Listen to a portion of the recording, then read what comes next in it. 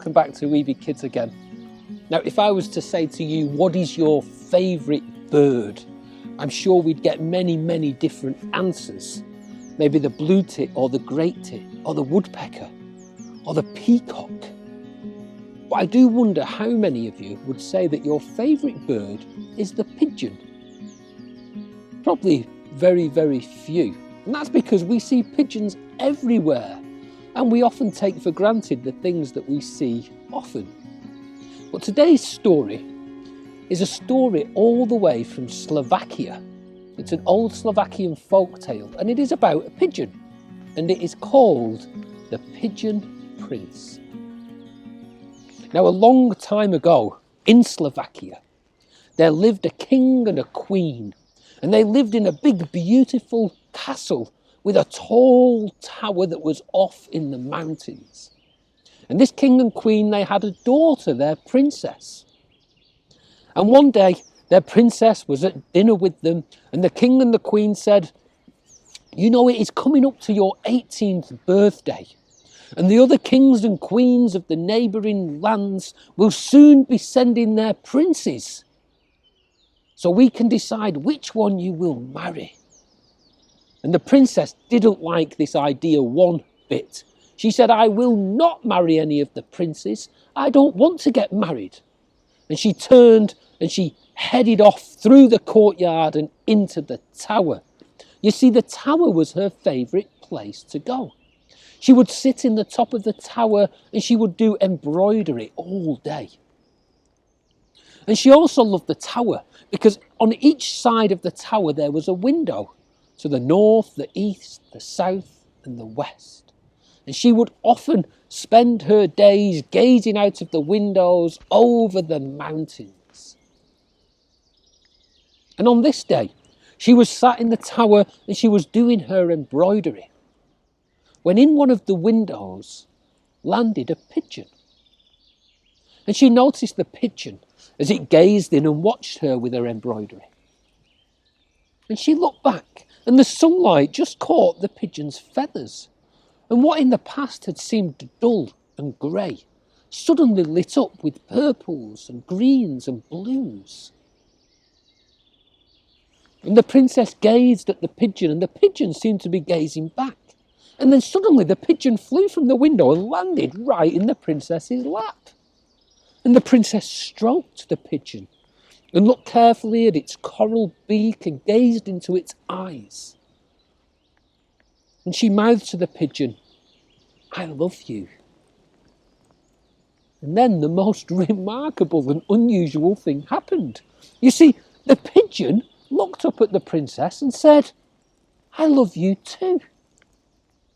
And the princess was amazed. She'd never met a talking pigeon before. But the pigeon went on, and the pigeon said, "I am a truly magical pigeon. If you meet me here tomorrow at the same hour, and you bring with you a bowl of milk, I will show you how magical I am." And she agreed, and with that the pigeon turned and flew off out of the window. So the next morning at breakfast, the princess ate her breakfast quickly and got a big bowl of milk and headed up into the top of the tower. And there she placed the milk on the table and she waited. And she didn't have to wait long until the pigeon arrived again. It landed on the window and then it flew in without hesitation. It dived straight into the bowl of milk and it began to dip its head in the milk and then flutter its wings. As the milk covered it, something truly magical happened. The pigeon's breast began to open, and from out of the breast stepped a beautiful prince. The princess was amazed to see this. They hugged like old friends, and together they began to dance around the tower. And they spent the whole day like this. But as the sun set in the sky, the prince says, "I must leave, but I will return." And the princess said, "Oh, the same time tomorrow?" And he said, "Yes, I will return, and I will continue to return. But if you ever tell anybody of this magic, then I will never come back." And the princess agreed. And the next day she did the same. She ate her breakfast, she took the bowl of milk upstairs, and she waited. And the prince came. And day after day after day this happened. And with each day that came, they fell deeper and deeper and deeper in love. The princess had a wonderful look about her. As she fell deeper in love, her cheeks become rosier and rosier, and her hair became more and more golden. And word spread across the lands of the beautiful princess, and the kings and queens of nearby lands insisted that they send their princes along. And one day at breakfast, the king and the queen said to the princess again, "The time has come for the princes of nearby lands to come and visit so we can choose a husband for you." But the princess was insistent. She said, "No, I am not interested in any of the princes."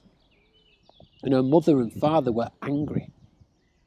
They continued to persist that she must do this. It is the way that the lands had remained safe all these years. It prevented war and conflict. But the princess refused. And when her mother began to get very, very, very angry, the princess could take it no longer. And she blurted out, "I don't want to marry another prince because I have a prince of my own, the Pigeon prince who visits me every day." And as the words left her mouth, she realised that she had broken her promise to the Pigeon prince. She ran off through the courtyard and up the tower steps, and she locked herself in the tower and she waited for him to return. And she waited and waited and waited. But days and weeks and months went by and he didn't return, and the rosy red cheeks began to fade and the golden hair began to turn grey. She went to see her father. She said, "I must search the lands for the Pigeon prince." She said, "Give me 3 pairs of steel boots and 3 steel staffs, and I will walk the land until I wear those shoes and those staffs out. And then if I cannot find the Pigeon prince, then I will marry a prince of your choice." So her father agreed, and she set off walking. And she walked through the first pair of steel boots. And she continued. And she walked through the second pair of steel boots. But on she went, determined to find her Pigeon prince. But when her third pair of steel boots were worn thin, she returned, looking more and more sad than ever before. Her father said, "The time has come to choose a prince," but again she pleaded. She said, "Let me try one more thing." She said, "Build a public bath in the centre of the town, and those who can tell me a magical story can bathe in the blessed waters. Surely then I will find somebody who knows where the Pigeon prince is." So the king agreed. He built a big public bath with blessed water, and people began to come.